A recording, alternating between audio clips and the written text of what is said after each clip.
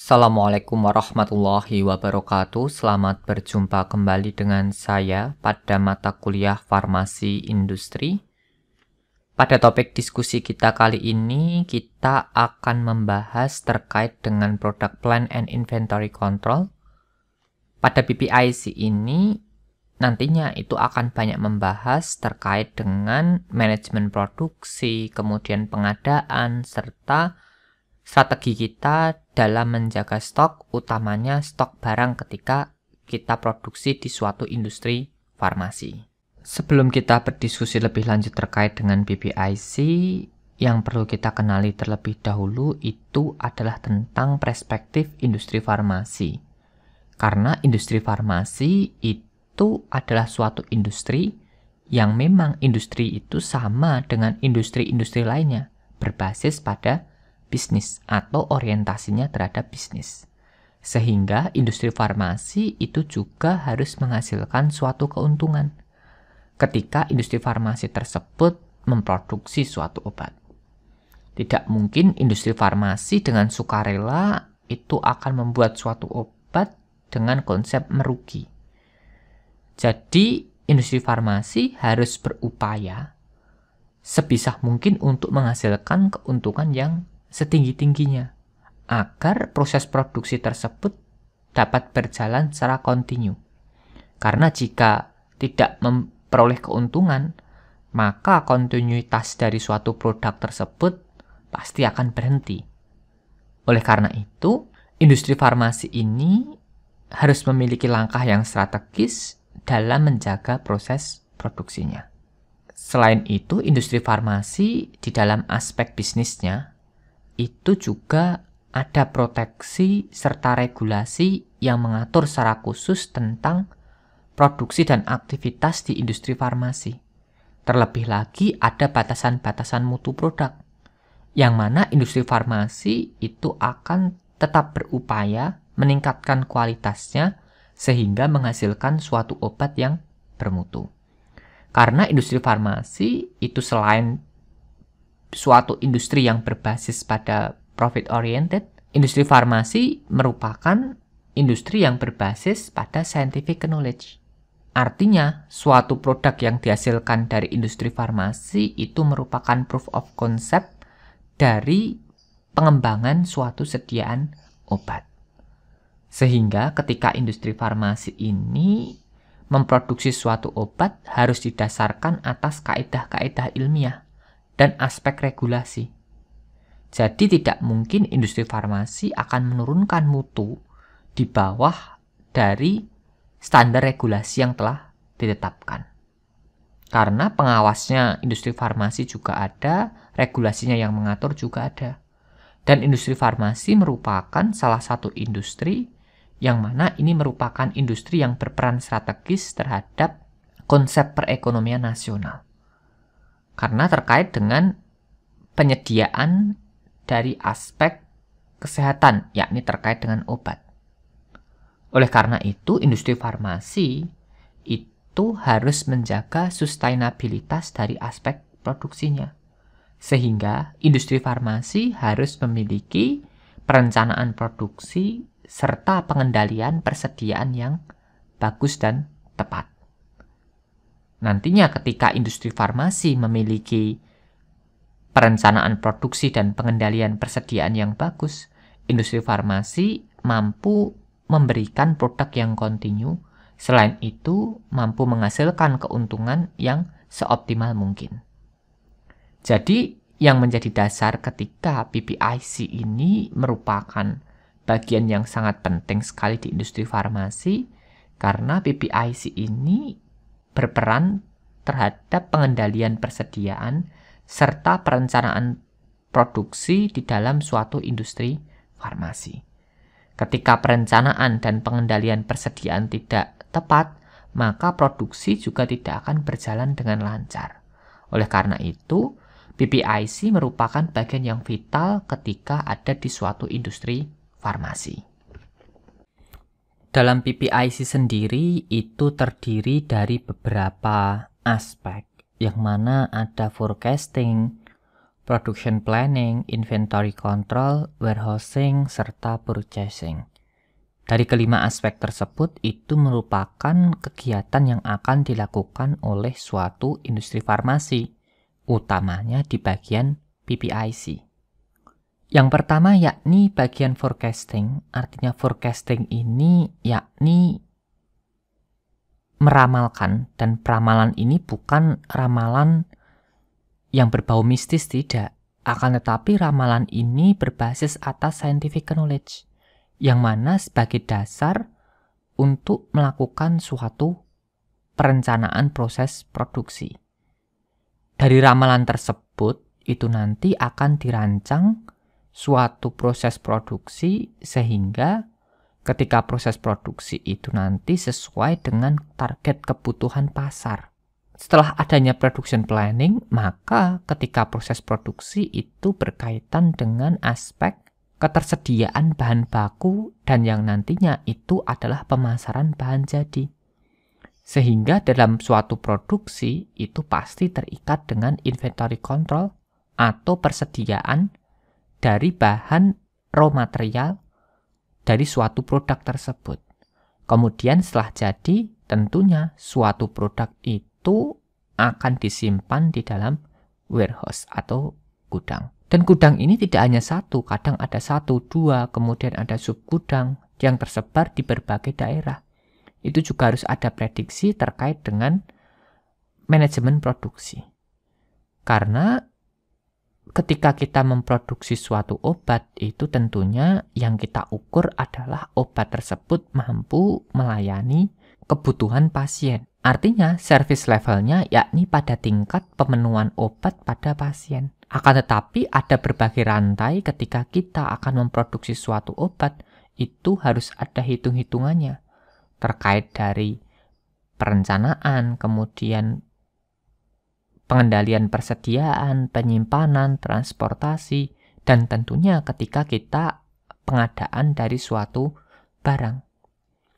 Dari berbagai aspek inilah yang nantinya perlu kita pertimbangkan di dalam proses production plan and inventory control ini. Ini merupakan skema sederhana, jadi terkait dengan product plan and inventory control itu sebenarnya asal-muasalnya itu diawali dan diakhiri dari kebutuhan konsumen tentunya. Karena ketika departemen PPIC utamanya bagian business development itu nanti akan menjaring informasi kebutuhan dari konsumen. Kemudian business development ini selain merancang kebutuhan produk untuk marketplace dan market share-nya, business development ini juga melakukan suatu forecasting terhadap kebutuhan yakni baik dari segi jumlah dan produknya dari sales ataupun marketing. Ketika suatu produk itu belum dikembangkan atau belum ada di industri tersebut, maka akan masuk di bagian R&D. Nantinya R&D akan mengembangkan produk baru tersebut. Akan tetapi ketika produk tersebut adalah produk rutin dari industri farmasi, maka langkah selanjutnya yang diambil adalah forecasting. Yang mana forecastingnya ini didasarkan atas kebutuhan dari konsumen. Tentunya ketika ada forecasting ini sebagai data input untuk melakukan perencanaan produksi. Ketika perencanaan produksi itu nanti harus berkoordinasi pada berbagai bidang, yakni bidang pengendalian persediaan, utamanya kita lihat stok di gudang, kemudian bidang produksi atau bagian produksi dan bagian pembelian. Nantinya akan dilakukan integrasi dan sinkronisasi kebutuhan tersebut terhadap 3 aspek ini. Jadi ketika aspek ini sudah tersedia dan siap untuk diproduksi, maka produk tersebut dapat diproduksi, kemudian disimpan di gudang, kemudian dihantarkan dan nantinya akan disampaikan kepada konsumen. Akan tetapi tidak semudah itu bahwa ketika kita merencanakan suatu kegiatan produksi tentunya kita harus melihat stok yang ada di gudang. Karena produksi industri farmasi itu bukan hanya produksi sekali dua kali, akan tetapi produknya itu adalah produk yang kontinu dan berkelanjutan. Sehingga ketika kita melakukan suatu perencanaan produksi, kita harus ngecek stoknya masih berapa. Kemudian kalau nanti stoknya menipis, kita harus koordinasi dengan bagian pembelian. Bagian pembelian akan mencari atau menelusuri terkait dengan supplier. Bagian supplier itu nanti akan mengirim produk ke industri farmasi sampai di penerimaan tentunya. Di penerimaan nanti akan dicek oleh quality control, ketika rilis baru nanti masuk ke gudang. Dari gudang nanti digunakan untuk produksi dan selanjutnya produksi nanti baru akan dimasukkan ke gudang barang jadi. Kemudian barang dari gudang, yakni produk jadinya akan dikirimkan ke konsumen. Jadi dari aspek tersebut itu adalah aspek yang terintegrasi, tidak bisa dipisah-pisahkan. Dan yang paling menarik adalah awal dan akhir ketika kita merencanakan suatu pengendalian, suatu persediaan, itu didasari dari konsumen. Jadi dari konsumen ini yang merupakan kunci utama atau sebagai dasar ketika kita akan melakukan perencanaan, produksi, dan pengendalian persediaan. Kegiatan pertama yang dilakukan di bagian PPIC yakni adalah forecasting. Forecasting ini dilakukan oleh bagian keuangan, terintegrasi dengan bagian marketing, kemudian bagian produksi. Jadi masing-masing bidang itu memiliki tugas dan fungsinya sendiri-sendiri. Tergantung dari job desk ataupun bagian tersebut difungsikan sebagai apa. Misalkan dalam forecasting, untuk bagian financial itu bertugas untuk budget planning and cost controlling. Jadi bagian keuangan ini nanti sebagai perencana keuangan, sekaligus dia pengendali biaya. Jangan sampai nanti bagian produksinya itu terlalu banyak memproduksi, kemudian terlalu banyak produk, sehingga nanti akan overstock. Dan jangan sampai juga produksinya itu malas untuk memproduksi barang, sehingga akan out of stock. Oleh karena itu, bagian ini bertugas untuk cost controlling juga.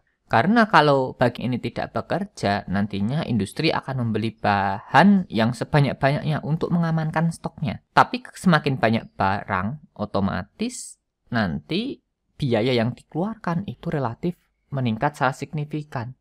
Oleh karena itu, cost controlling ini sangat penting sekali di dalam PPI. Kemudian bagian marketing, tentunya ini masuk di bagian product development ya. Ini ada new product planning and logistik ya tentunya. Jadi pada bagian marketing itu bertugas untuk memberikan arahan atau gambaran nantinya terintegrasi dengan business development dalam merancang sebuah perencanaan produk baru. Tentunya produk baru ini adalah produk yang memang dibutuhkan oleh pasarnya. Jadi market share and marketplace-nya itu sudah jelas untuk suatu produk baru ini. Kemudian pada bagian marketing itu juga bertugas untuk sebagai logistik, artinya warehousing juga. Jadi warehousing ketika produk sudah jadi akan dipasarkan itu nanti adalah bagian logistik yang mana di departemen marketing. Kemudian untuk produksi sendiri yang biasanya produksi itu tempatnya di markasnya, itu ada bagian produksi ini bertugas untuk apa? Ya otomatis dia akan bertugas untuk memproduksi barang yang akan dijual. Kemudian toll out, kemudian kapasitasnya, kemudian produksi fasilitasnya, sumber daya, dan pengendalian persediaan itu harus diperhatikan oleh departemen produksi. Jadi banyak aspek sekali ketika kita melakukan produksi suatu sediaan farmasi, itu nanti kalau misalkan kita tidak mampu kapasitasnya, kita bisa toll out ke suatu industri farmasi lainnya. Toll out ini bisa ada yang sifatnya total atau memang ada yang sifatnya parsial. Kalau total itu kita beli dari suatu industri lain, itu dari formula, kemudian jaminan mutu dan kualitasnya itu memang dari industri lain. Akan tetapi ada juga yang bersifat parsial. Formula itu dari industri awal, kemudian ada transfer teknologi nanti diaplikasikan untuk industri industri lainnya yang namanya industri toll-in. Kalau toll-out itu keluar, toll-in itu masuk. Jadi toll-out itu adalah kita membuat produk di industri yang lain, itu toll-out. Sedangkan toll-in, industri lain itu masuk ke industri kita. Itu namanya toll-in. Atau biasanya disebut dengan istilah maklon lah ya. Jadi semacam itu terkait dengan proses produksi tentunya. Kemudian ada pertimbangan lain yakni kapasitas atau fasilitas produksinya juga harus dilihat, sumber daya dan kontrol persediaan. Jadi misalkan walaupun industri kita itu punya kapasitas, kemudian punya fasilitas, tapi pengendalian persediaannya tidak bagus, bisa juga nanti toll out ataupun toll in. Begitu juga sebaliknya. Akan tetapi yang paling banyak kasus toll out itu adalah kapasitas produksi yang tidak mencukupi, sedangkan nanti ketika proses produksi itu kita dituntut atau dikejar terkait dengan target yang sudah ditentukan. Sehingga mau tidak mau kita harus memenuhi dari target tersebut. Oleh karena itu upaya toll out ini dilakukan agar apa? Agar industri farmasi mampu memenuhi target yang telah ditetapkan. Kemudian proses forecasting ini bisa dilakukan ya berbasis teknik kualitatif, jadi berdasar atas asumsi dan estimasi, kemudian bisa berbasis pada kuantitatif atau didasarkan atas produk yang dijual dan ada asumsi dari suatu kasus. Artinya, bagian forecasting ini nanti ketika dia melakukan teknik forecastingnya itu berbasis kualitatif yang nanti ada asumsi dan estimasi. Otomatis ini berbasis atas opini saja. Akan tetapi bisa juga forecasting ini didasarkan atas produk yang dijual. Jadi nanti dibuat suatu model, kemudian ada kasus-kasus tertentu yang bisa kita implementasikan di dalam suatu model tersebut sehingga kita bisa perkirakan tahun ini kita jual berapa produk, tahun depan kita jual berapa produk. Jadi pola atau patternnya nanti akan linear atau naikkah atau turunkah. Jadi kita bisa melakukan pengendalian persediaan dengan tepat. Karena kita tahu bahwa penjualan itu fluktuatif sekali. Apalagi pada era pandemi seperti ini otomatis akan terjadi banyak misassumption. Jadi yang awalnya diasumsi itu laku keras ternyata tidak laku. Yang awalnya itu diasumsikan nanti produknya akan sama penjualannya dengan tahun lalu, malah out of stock di awal tahun. Itu yang membuat forecasting itu menjadi gagal. Artinya banyak sekali sumber ketidakpastian ketika kita melakukan forecasting. Akan tetapi forecasting ini merupakan kunci dasar ketika kita akan memproduksi suatu sediaan farmasi. Jadi tidak mungkin industri farmasi itu melakukan produksi tanpa adanya permintaan. Permintaan ini belum jelas siapa yang akan membeli. Oleh karena itu ada bagian forecasting yang bekerja di sini. Jadi integrasi dari bagian finansial, marketing, dan produksi itu masuk di dalam bagian forecasting atau kegiatan forecasting. Pada kegiatan production planning atau perencanaan produksi itu dilakukan ketika kita memperoleh informasi atau permintaan produksi dari bagian forecasting tentunya. Dari bagian forecasting ini nanti akan mengestimasi berapa banyak produk yang dibutuhkan untuk kebutuhan ke depan. Sehingga kita harus memproduksi atau merencanakan proses produksi yang ada. Dalam perencanaan proses produksi itu dipengaruhi oleh dua faktor, yakni faktor internal dan faktor eksternal. Untuk faktor internal itu dipengaruhi oleh adanya kapasitas secara internal yang terpasang di dalam suatu industri farmasi. Kemudian ini berhubungan dengan instrumen-instrumen atau fasilitas apa yang ada di dalam industri tersebut. Apakah fasilitas tersebut kurang atau memang fasilitasnya masih idle, sehingga bisa dimanfaatkan dalam tahap produksi ini. Kemudian kita perlu mengamati juga pentingnya adanya kapasitas produksi. Karena kapasitas produksi ini nanti akan dihitung untuk menyesuaikan terhadap target dari proses produksi tersebut. Kemudian stok yang ada dan nantinya ada beberapa aktivitas, misalkan adanya maintenance atau problem di dalam alat ataupun fasilitas yang ada di industri farmasi tersebut. Itu tadi untuk faktor internal. Sedangkan sekarang untuk faktor eksternalnya itu sangat dipengaruhi sekali oleh marketplace and market share-nya. Jadi marketplace and market share-nya ini kadang bersifat dinamis. Yang awalnya mungkin produk ini laku, kemudian setelah diproduksi akan berganti trennya sehingga tidak laku. Jadi untuk marketplace and market share-nya ini adalah salah satu sumber uncertainty atau ketidakpastian. Jadi faktor eksternal ini sumber ketidakpastiannya itu relatif lebih besar dibanding faktor internal. Kemudian stabilitas ekonomi seperti pada beberapa akhir ini ya, ada era pandemi. Itu kebutuhan terkait obat pattern-nya itu sangat berubah sekali. Oleh karena itu, banyak industri farmasi yang memang kadang kekurangan fasilitas ataupun kapasitas produksinya untuk memenuhi produknya, kadang ada yang overstock produknya sampai banyak yang tidak laku. Kemudian faktor selanjutnya selain dari stabilitas ekonomi yakni ketersediaan barang. Kita tahu bahwa bahan baku dan bahan aktif industri farmasi Indonesia itu hampir 95% itu produk impor. 5% yang berasal dari lokal. Artinya, ketersediaan bahan baku ini menjadi suatu kendala tersendiri. Apalagi kalau impor bahan baku tidak sekilo 2 kilo. Bisa dalam bentuk drum-druman yang jumlahnya itu relatif banyak. Artinya, ketika tahap impor itu ada proses namanya lag time atau waktu tunggunya.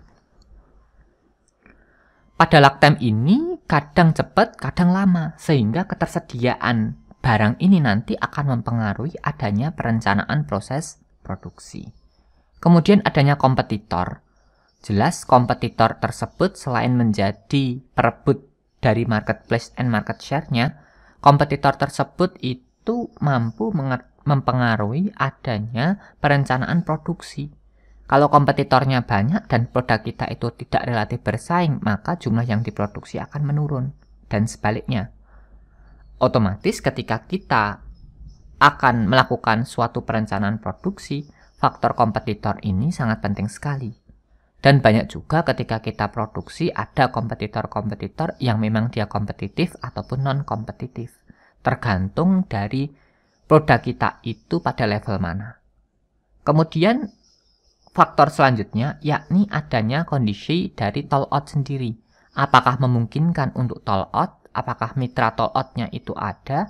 Dan bagaimana kalau proses toll out, transfer teknologinya atau formulanya ini apakah bisa disesuaikan dengan industri yang toll in?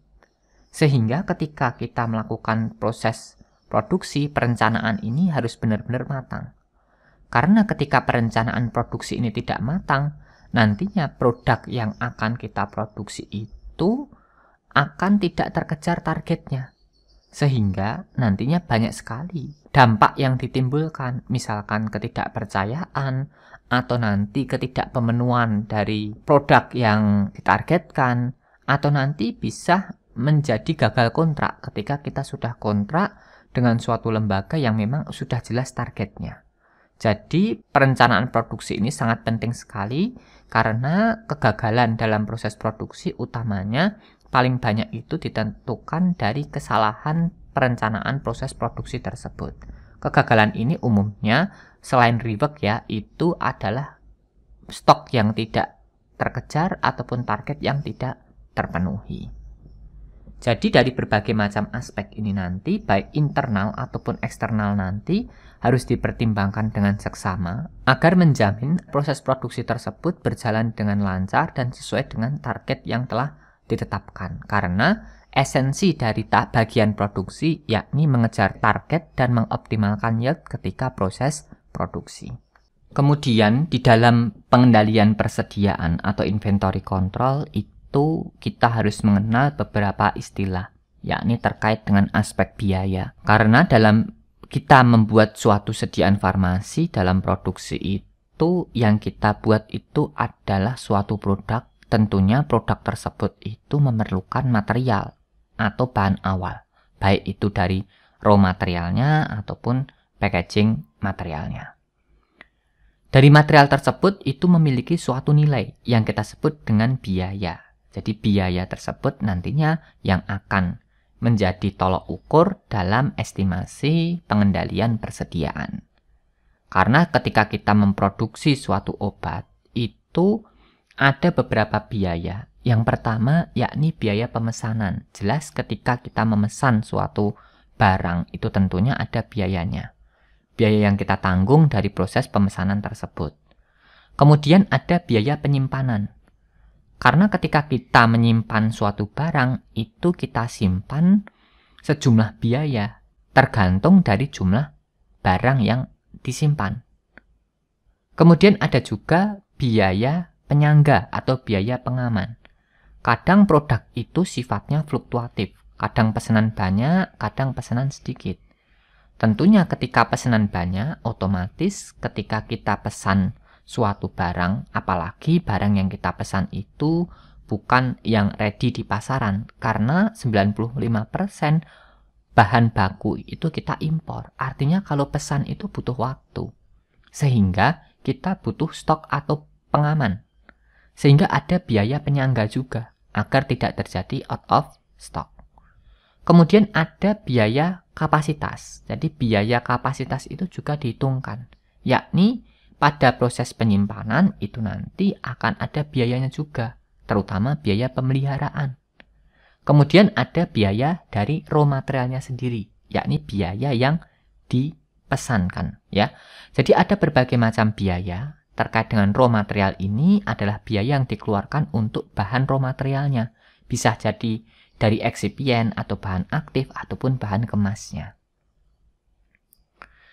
Jadi untuk persediaan ini, yang dimaksud persediaan ini bukan hanya raw materialnya ya, tapi perlu kita perhitungkan adanya intermediate produknya dan final produknya. Jadi misalkan kita produksi suatu sediaan tablet, atau yang kita tentukan untuk pengendalian persediaan ini bukan bahan awalnya saja.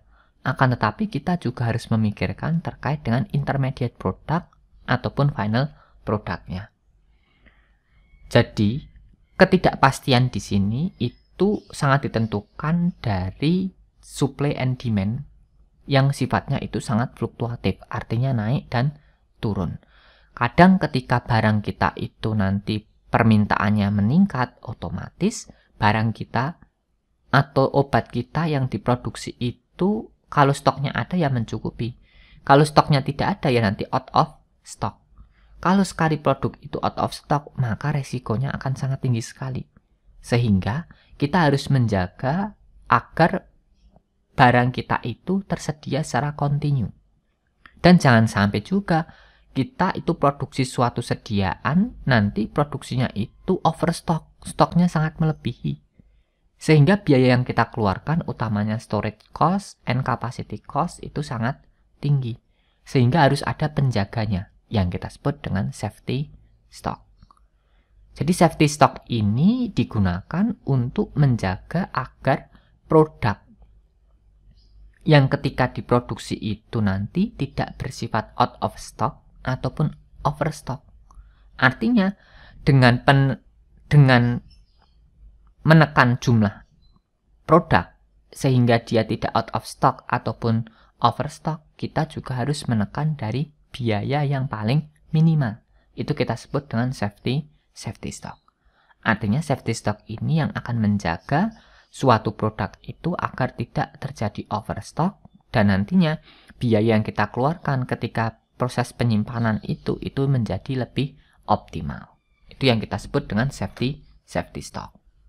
Safety stock ini merupakan suatu stok yang digunakan untuk menjaga agar suatu produk itu tidak out of stock. Dan safety stock ini sangat ditentukan yang pertama oleh service level. Jadi service level ataupun tingkat pelayanan ini nanti menunjukkan berapa persen permintaan itu dapat kita penuhi. Artinya, semakin besar service level, maka safety stock yang kita butuhkan itu semakin banyak.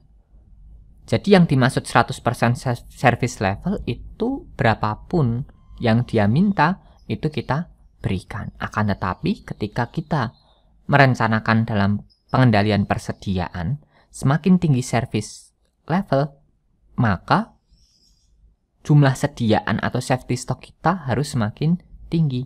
Artinya cost yang kita keluarkan akan semakin besar. Oleh karena itu, ini kembali lagi ke manajemennya terkait dengan service levelnya ini. Jadi service level ini kembali lagi ke manajemen. Manajemen berani berapa persen dalam menerapkan service levelnya. Karena service level ini nanti akan menentukan tingkat atau level pelayanan dari suatu proses produksi. Kalau proses produksi suatu sediaan itu harapannya semua permintaan terlayani, ya service level itu nanti 100%.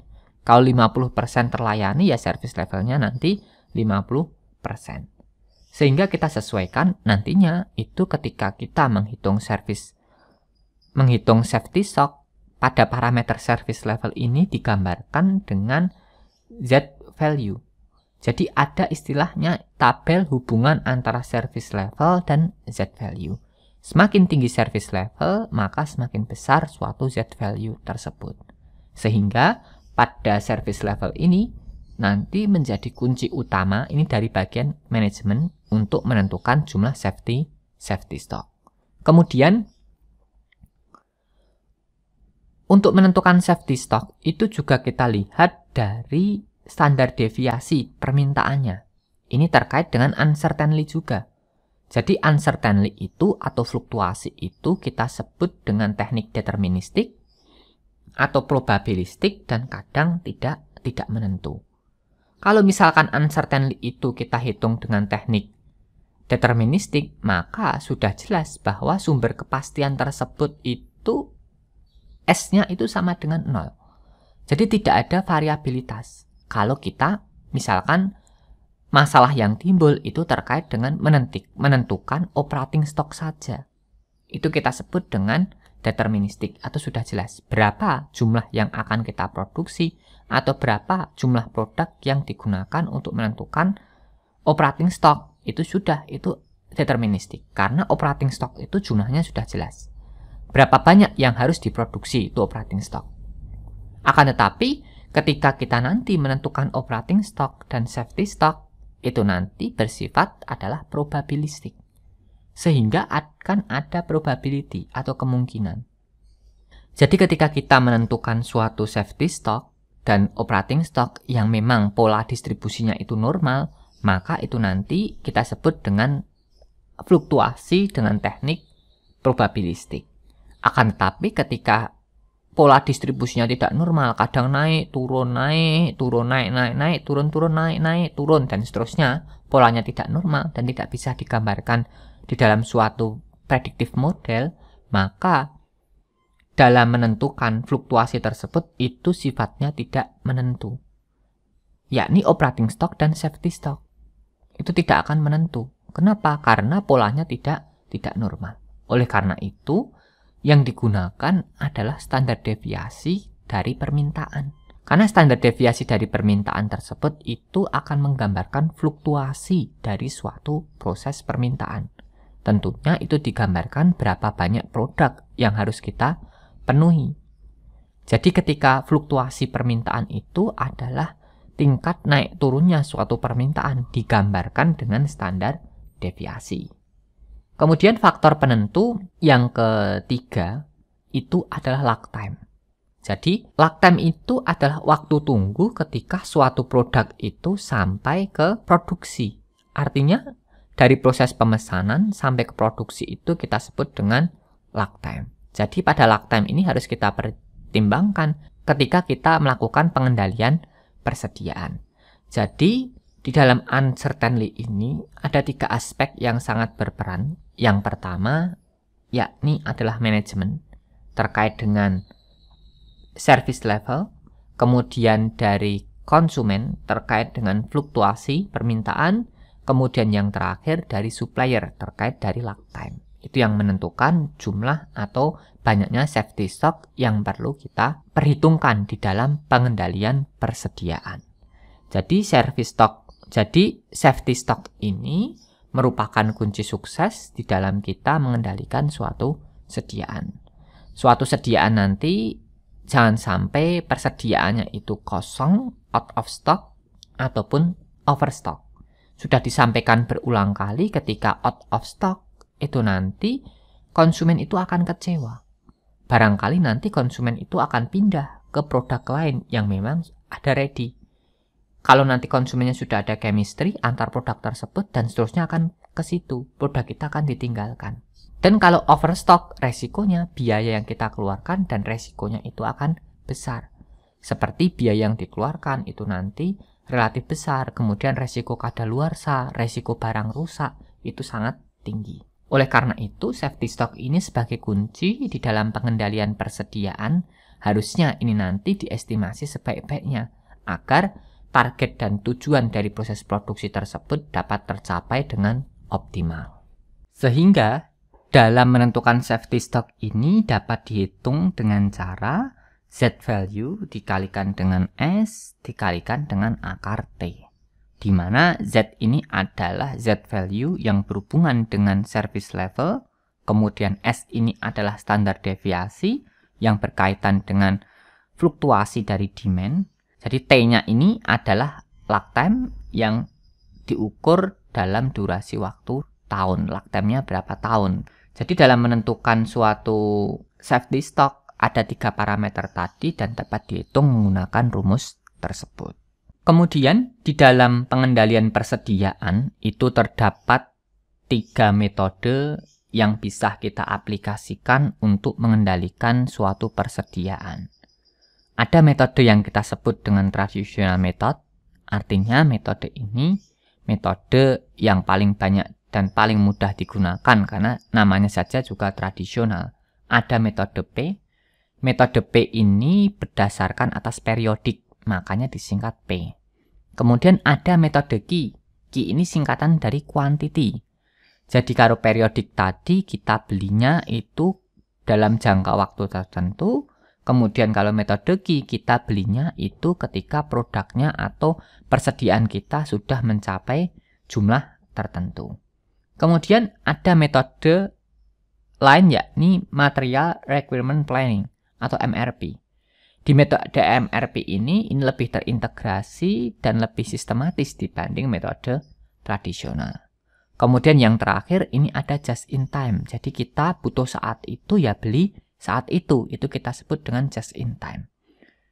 Dari pengendalian persediaan ini bisa memakai 3 kombinasi metode tersebut atau salah satunya. Intinya tujuan utama itu kita bisa tekan biaya penyimpanan sekecil mungkin dengan biaya produksinya nanti seoptimal mungkin. Sehingga keuntungan yang kita dapatkan itu nanti bisa lebih tinggi. Jadi dari 3 metode nanti itu bisa diimplementasikan baik salah satu ataupun dalam bentuk kombinasi. Tidak mungkin salah satu saja. Just in time kita butuh hari ini, beli sekarang tidak mungkin karena harus kita perhitungkan lag time juga, utamanya untuk obat.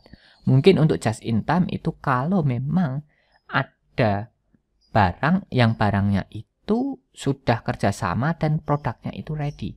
Kalau produknya tidak ready ya just in time sama saja kita akan tunggu produk tersebut datang. Waktu menunggu itu adalah waktu yang kita buang ketika kita mengejar target dari suatu proses produksi. Kemudian yang pertama ini adalah metode Q.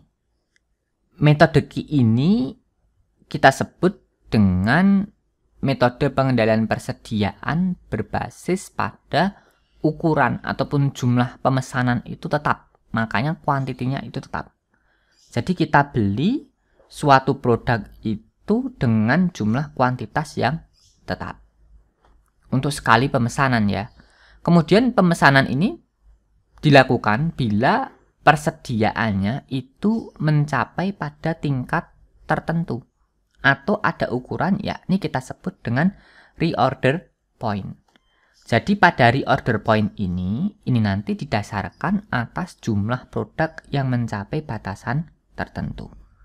Artinya reorder point ini nanti yang menjadi kunci di dalam kita menurunkan atau mengontrol persediaan yang disimpan di dalam gudang. Jadi ketika kita gambarkan grafiknya, polanya itu relatif lebih predictable. Karena belinya jumlahnya itu sudah diketahui dengan kuantiti jumlah Q. Q itu bisa dihitung dari akar 2 dikali biaya pengadaannya dalam setiap unitnya. Kemudian dikali dengan permintaannya berapa unit dibagi dengan biaya penyimpanan per unit per tahunnya. Kemudian di dalam menentukan jumlah Q nanti kita akan peroleh jumlah yang akan diordernya berapa, itu parameter key-nya. Kemudian yang kedua, karena polanya itu tetap dan jumlahnya ketika itu kita mulai beli berapa, itu nanti kita tetapkan juga yang namanya reorder point. Reorder point ini kita tentukan berdasarkan parameter dari demand dikalikan dengan lag time ditambah dengan safety stock. Artinya ini untuk mengestimasi adanya permintaan berlebih agar produknya tidak out of stock. Jadi ini adalah metode key, yang mana metode key ini berbasis atas quantity atau jumlah obat berapa yang dipesan, nantinya akan ada reorder point-nya. Dan polanya ini lebih predictable karena bisa kita prediksi kapan kita akan membeli dengan jumlah berapa dan berapa banyak yang akan kita beli. Nanti kita bandingkan dengan metode-metode yang lain. Tentunya satu metode pasti memiliki keuntungan dan satu metode itu pasti memiliki kerugian. Kemudian selanjutnya yakni metode P. Metode P ini didasarkan atas durasi atau periode tertentu kita dalam melakukan pengadaan atau pembelian suatu barang. Tentunya model P ini nanti ada terminologi yakni waktu yang kita butuhkan atau berapa waktu yang kita perlukan ketika kita akan melakukan pembelian kembali suatu barang. Misalkan barang itu datang pada hari ini kita sebut dengan Q1. Maka pada rentang T1-nya nanti akan kita beli barangnya. Kemudian datang di Q2, pada rentang T2-nya nanti kita akan membeli dan seterusnya. Sehingga jarak antara pembelian barang itu dari satu pembelian ke pembelian selanjutnya itu relatif sama. Tentunya ini nanti akan memberikan dampak yang relatif lebih kompleks. Kenapa? Karena namanya demand itu fluktuatif. Kadang naik, kadang turun. Kalau demand-nya itu turun, nanti potensi overstock itu sangat tinggi. Begitu juga sebaliknya, kalau demand-nya itu nanti naik, maka potensi out of stock itu juga akan tinggi. Sehingga ini menjadi resiko yang besar ketika kita menerapkan metode P ini pada beberapa produk yang demand-nya itu tidak konstan atau demand-nya sangat fluktuatif. Kalau demand-nya itu sudah konstan dan tidak ada fluktuasi yang sangat signifikan, maka metode ini sangat sesuai sekali di dalam proses pengadaan atau inventory control. Oleh karena itu, di dalam metode P ini ada berbagai macam terminologi, yang mana terminologi ini kita gunakan untuk menentukan banyaknya produk yang akan kita simpan di dalam gudang. Tentunya yang pertama adalah terminologi durasi ketika kita melakukan proses pemesanan, yakni metode P ini dihitung dengan parameter T. Jadi T itu sama dengan akar 2 kalikan A dibagi D kalikan H. Jadi T ini sama dengan akar 2 kali biaya pengadaan per unitnya dibagi dengan permintaan dikali dengan biaya penyimpanan per unit per tahunnya. Nanti durasinya akan ada berapa tahun kita akan membeli atau mengadakan produk ini. Kemudian kita juga bisa hitung jumlah maksimum yang bisa kita beli itu didasarkan atas demand-nya dikalikan dengan lag time ditambah dengan waktu pembelian atau durasi atau periode waktu pembelian ditambah dengan safety stock. Itu adalah key max-nya. Sedangkan key-nya itu adalah key max ditambah dengan key T. Key T itu adalah jumlah produk yang datang ketika kita pesan. Itu kita sebut dengan key T. Artinya kita bisa sesuaikan pada metode periodik ini nanti kalau demand-nya itu memang sudah konstan dan relatif tidak fluktuatif. Kalau nanti demand-nya itu fluktuatif, ya nanti forecasting-nya terkait dengan pengendalian persediaannya akan kacau. Oleh karena itu, ketika mengendalikan persediaan dengan teknik ini, kita harus pahami dulu terkait dari demand produk kita. Kemudian kita bandingkan antara dua metode key dan metode P tadi ya. terkait dengan traditional method in inventory control. Jadi metode tradisional dalam pengendalian persediaan. Ketika kita bandingkan, ini ada 4 aspek. Yang pertama itu aspek responsiveness. Artinya responsif ini kalau nanti ada produk yang akan out of stock atau ada produk yang overstock, itu sudah tanggap. Itu yang kita sebut dengan responsif. Artinya nanti follow up ketika ada produk yang akan out of stock atau ada produk yang akan overstock, itu nanti sudah tanggap. Persediaan kita itu sudah akan memberikan respon sendiri.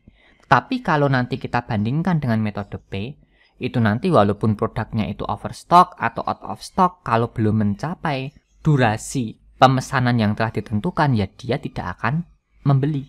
Artinya metode ini nanti ketika kita gunakan metode Q itu kan berbasis pada jumlah. Sehingga kalau jumlahnya menipis, itu nanti akan langsung beli. Tapi kalau jumlahnya meningkat, ya nanti nunggu dulu produknya sampai menipis. Ini problem ketika bahan-bahan kita itu dengan kadaluarsa yang sangat relatif cepat. Makanya itu nanti ada biaya penyimpanan. Karena penurunan biaya itu dikompensasi dari biaya penyimpanan juga. Kemudian ketika kita lihat dari aspek safety stock-nya, metode Q ini safety stock itu lebih rendah dibanding metode P. Kenapa? Karena metode P itu kalau pengen produknya tidak out of stock, maka safety stock itu harus ditingkatkan. Kalau metode Q itu didasarkan atas jumlah, sehingga bisa menekan safety stock. Sedangkan safety stock ini ada hubungannya dengan parameter biaya. Kalau safety stocknya itu rendah, biayanya juga pasti rendah. Begitu juga sebaliknya, kalau safety stock tinggi itu akan memerlukan biaya yang tinggi. Kemudian dari aspek administrasi atau proses pemesanannya, ini nanti berpengaruh sekali terhadap apa? Terhadap efisiensi dari waktu dan prosesnya. Ketika metode Q itu nanti akan relatif tinggi proses administrasinya. Kenapa? Karena sedikit-sedikit dia akan beli. Kalau metode P itu relatif lebih rendah. Oleh karena itu perlu adanya penggunaan kombinasi metode tersebut.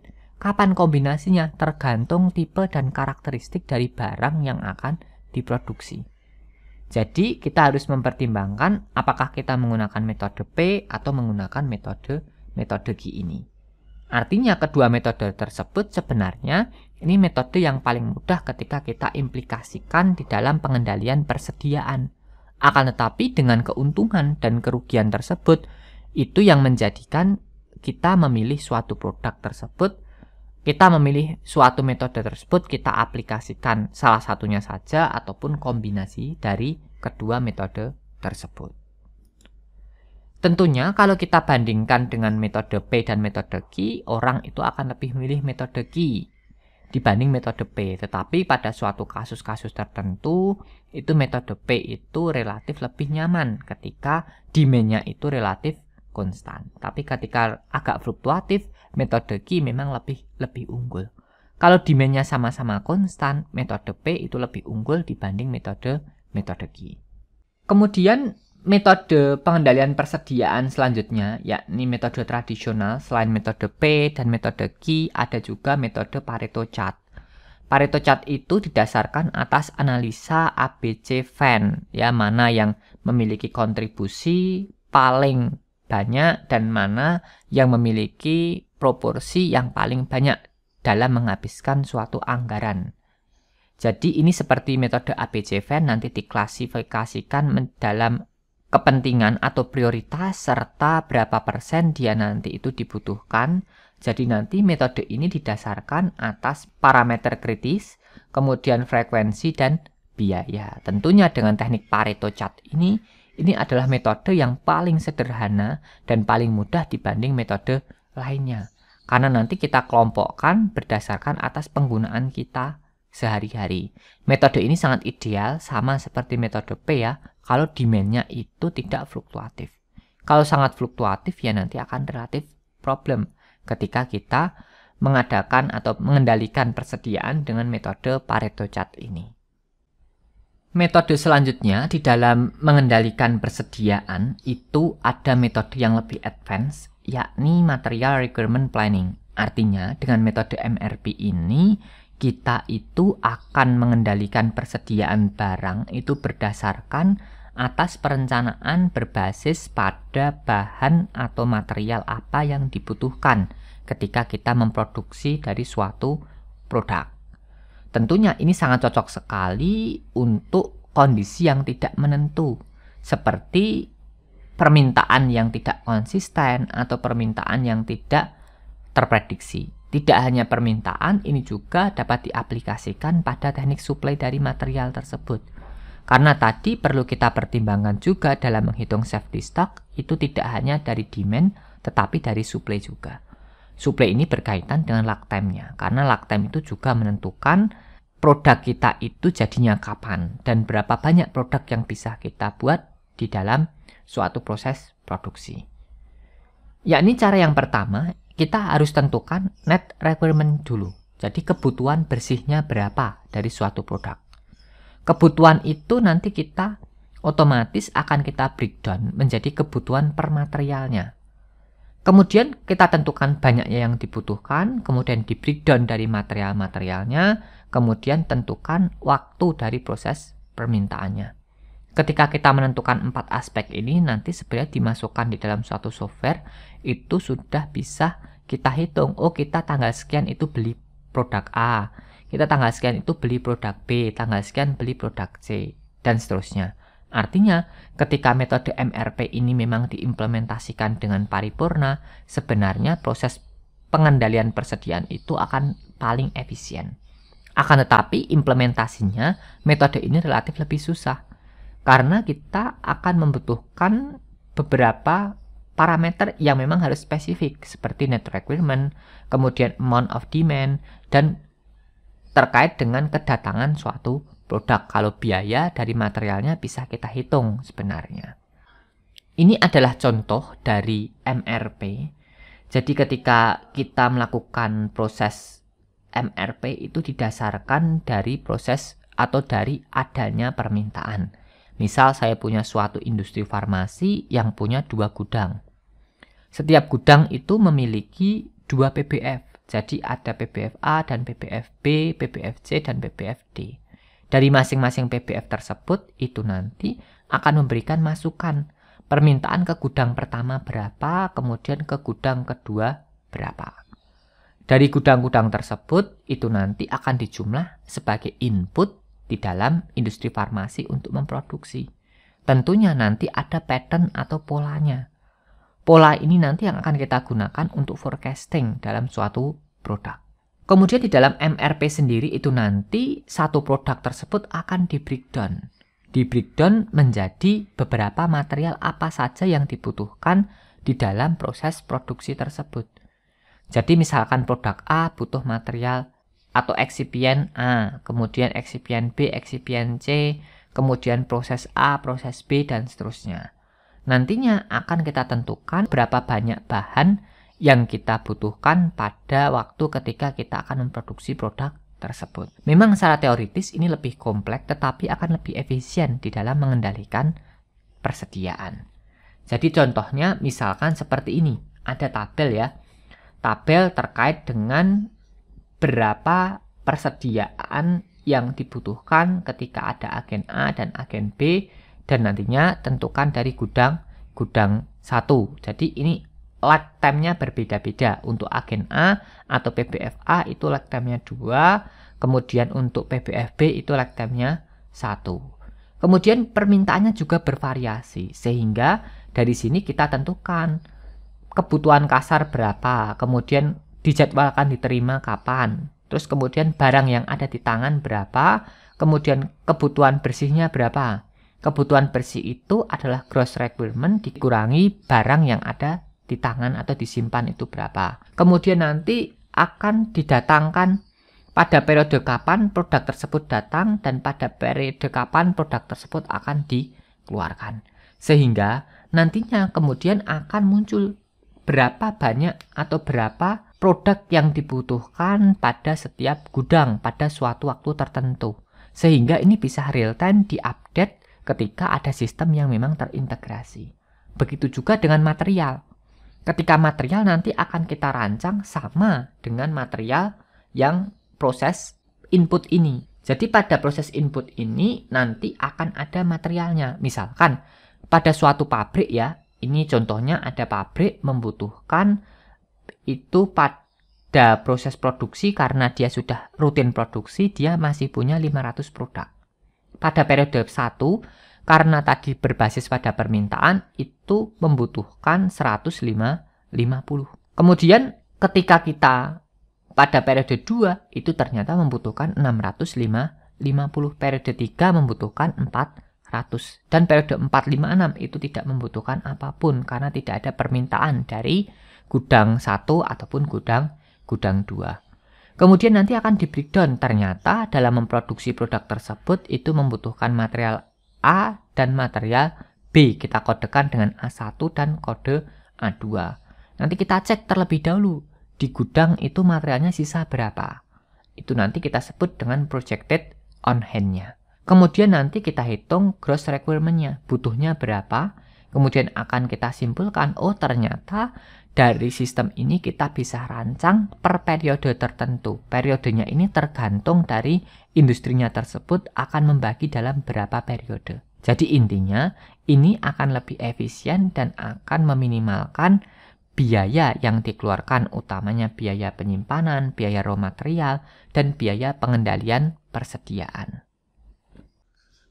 Metode pengendalian persediaan yang terakhir yakni adalah just in time. Just in time ini adalah metode yang dilakukan ketika inventory kita itu mendekati out of stock atau memang sudah out of stock.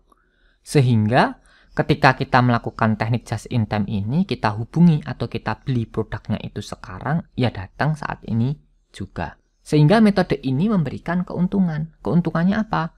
Biaya penyimpanan ini sangat rendah sekali dan buffer stock itu sangat rendah sekali. Sehingga ketika kita mempunyai produk yang semacam ini, nantinya otomatis biaya yang kita keluarkan dalam pengendalian persediaan itu relatif sangat rendah atau bisa paling rendah. Akan tetapi, metode ini memiliki resiko yang sangat tinggi. Karena apa? Ada ketidakpastian. Ketidakpastian ini adalah ketidakpastian bukan dari demand, karena ketika industri mengaplikasikan teknik just in time ini, ketika pengendalian persediaan itu sudah dinilai bahwa demand-nya itu jelas dan tidak ada ketidakpastiannya. Jadi memang benar-benar sudah jelas. Tetapi ketidakpastian yang menjadikan resiko itu dari vendor ataupun dari supplier. Kenapa? Karena vendor dan supplier itu pasti juga ada berbagai macam kendala. Karena produk yang dibuatnya itu juga pada produk manufaktur sehingga ada perhitungan terkait dengan stok yang ada. Sehingga dibutuhkan sekali vendor ataupun supplier yang memang memiliki kualifikasi yang sangat tinggi. Oleh karena itu, ketika kita memilih suatu vendor itu harus kita lakukan adanya vendor qualification. Tujuan utama vendor qualification ini adalah untuk melakukan penilaian vendor tersebut. Di dalam kita melakukan pendaftaran nantinya ketika kita membuat suatu produk kita akan didaftarkan, nama vendor itu kita cantumkan di dalam vendor bahan baku kita. Nanti maksimum adalah 2 vendor. Jadi ketika nanti kita melakukan vendor qualification, yakni dari segala aspek ya, baik kualitas, kemudian service level atau pelayanannya, serta nanti terkait dengan kontrak kinerja dengan vendor tersebut itu harus jelas pada vendor qualification. Utamanya vendor qualification ini nanti akan mengacu pada beberapa aspek. Tentunya aspek pemenuhan standar dari kompendia itu jelas. Kemudian aspek ketersediaan barang, kemudian aspek responsiveness dari suatu vendor tersebut itu menjadi tolak ukur ketika kita melakukan suatu vendor evaluation. Karena sebelum kita memastikan bahwa vendor tersebut nanti akan kita gunakan dalam produk kita, maka harus benar-benar vendor tersebut terkualifikasi. Jangan sampai vendor ini adalah vendor musiman. Jadi tahun ini ada, tahun depan tidak ada. Itu akan menjadi problem ketika kita melakukan suatu registrasi, nanti bisa ada perubahan, baik perubahan minor atau perubahan major, tergantung dari vendor atau bahan baku tersebut itu adalah bahan baku apa dan fungsinya di dalam suatu sediaan itu memiliki kinerja yang paling penting atau tidak.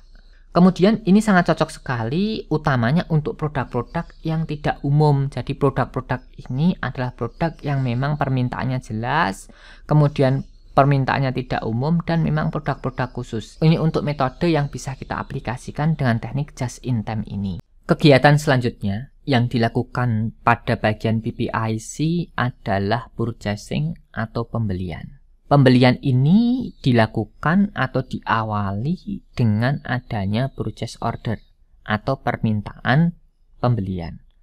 Permintaan pembelian ini nanti jelas itu dari bagian industri ke vendor ataupun supplier. Nantinya supplier atau vendor tersebut ketika ada permintaan pembelian maka akan memproses permintaan tersebut sesuai dengan perjanjian atau kontrak kerjanya. Kemudian supplier ini ataupun vendor itu merupakan kunci dasar ketika kita melakukan pembelian suatu produk di industri farmasi. Oleh karena itu, seperti yang sudah kita diskusikan tadi bahwa supplier atau vendor tersebut harus kita evaluasi dan kita kualifikasi. Untuk apa? Tujuannya agar dijamin aspek kualitasnya. Itu adalah aspek pertama ketika kita mengevaluasi suatu vendor. Jadi kualitas apakah ini? Yakni kualitas dari produk tersebut comply atau mengikuti spesifikasi atau kebutuhannya itu sesuai nggak dengan yang kita butuhkan. Jadi kalau kita berbicara terkait dengan spesifikasi ini, nanti produk yang kita pesan itu comply dengan kompendia mana? Itu harus jelas. Kemudian harus dibuktikan dengan Certificate of Analysis.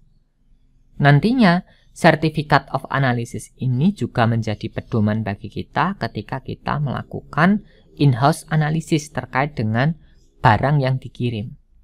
Jadi ketika barang itu dikirim, itu tidak langsung akan digunakan untuk produksi. Tetapi barang tersebut itu akan dimasukkan di ruang karantina. Kemudian ketika masuk ke ruang karantina ditempeli label kuarantin.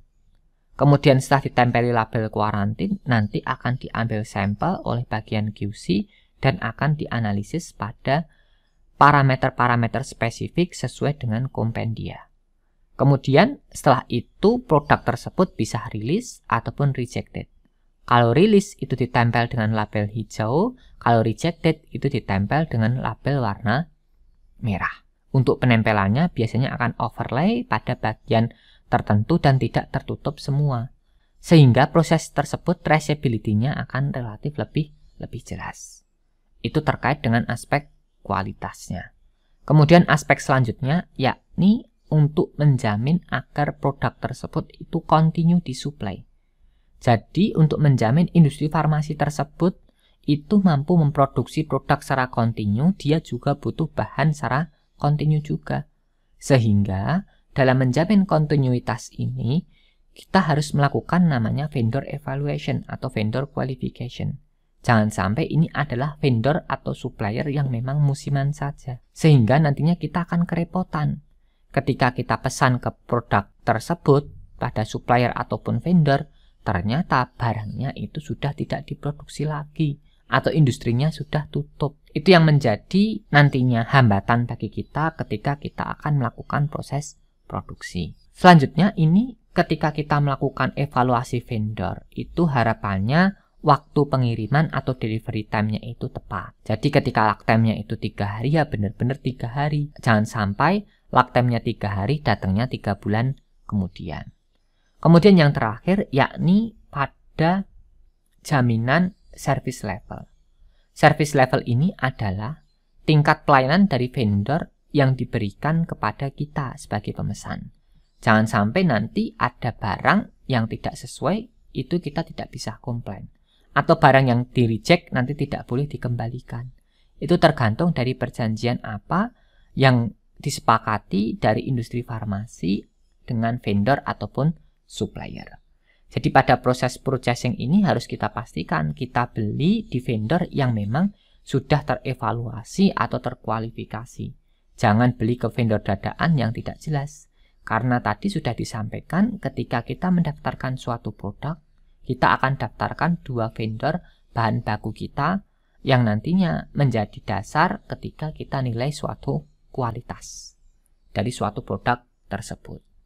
Kemudian langkah yang terakhir atau kegiatan terakhir yang dilakukan di PPIC itu adalah warehousing atau penyimpanan. Jadi warehouse itu adalah gudang yang mana gudang ini digunakan untuk menyimpan bahan awal atau raw material ataupun produk jadinya. Jadi warehouse ini bisa berada di bagian industrinya atau memang warehouse ini terletak di daerah tertentu yang memang ditujukan biasanya untuk raw material itu di dalam industrinya, untuk finish product itu nanti ada di industri dan ada juga di luar untuk memudahkan proses distribusi dari suatu produk. Ketika ada dalam suatu warehousing itu nanti alur bekerjanya harus jelas. Jadi jangan sampai suatu barang itu workflow-nya itu tidak jelas. Barang datang, ditumpuk di depan, kemudian ketika ada yang mau ngambil, ambil yang paling depan. Artinya barang terakhir itu tidak bergerak. Jadi workflow-nya itu harus jelas. Kenapa harus jelas? Karena di dalam warehousing ini adalah kunci penting kita juga dalam menjamin mutu dan kualitas suatu produk. Produksinya bagus, jaminan mutunya bagus, desainnya bagus, tetapi di dalam warehousing itu tidak bagus proses penyimpanannya, maka produknya ini bisa juga nanti terdegradasi. Sehingga di dalam proses warehousing ini nantinya itu tidak hanya bahan awal ya, tetapi bahan jadi itu memang harus sesuai dengan standar operational procedure yang telah ditetapkan. Itu kita sebut nanti dalam aspek good distribution practice. Kemudian pada warehousing terutama bahan awal ya, baik itu bahan aktif, bahan tambahan atau bahan kemas, itu proses kuarantin atau karantina, kemudian rilis ataupun reject labelnya itu harus jelas dan tidak bias. Seperti yang sudah kita sampaikan tadi, dalam penempelannya juga harus jelas. Sehingga harus tahu, oh barang ini adalah barang yang belum dikarantina. Oh barang ini adalah barang yang sudah dikarantina dan sudah dianalisis sehingga dia di reject.